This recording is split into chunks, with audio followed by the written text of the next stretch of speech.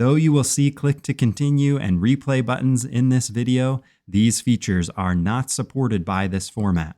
You may want to pause the video when you see these buttons. If you want these features and the supplemental slides and files that correspond to the video, then enroll in the course at biztricks.us. Summation formulas add cells together.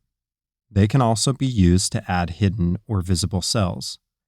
If you are comfortable with sum and subtotal and how including grouped, hidden, or filtered cells affects these functions, then skip this lesson. Let's select the cells and hide the detail.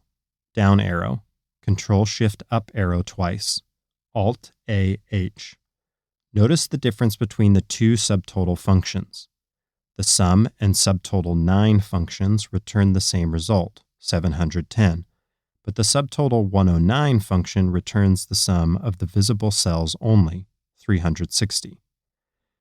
Let's ungroup the rows and showcase these functions using a filter where we will filter the flag on premium.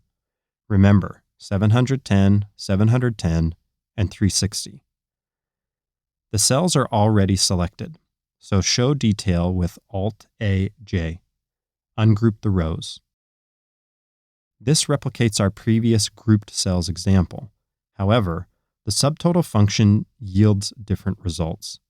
Rather than 710, 710, and 360, we get 710, 360, and 360. So, subtotal has a small nuance relative to filtered data. As a side note, notice that the filtered row numbers are blue. This blue text is an easy way to recognize if items are filtered on the worksheet. Let's remove the filter with Control-Shift-L.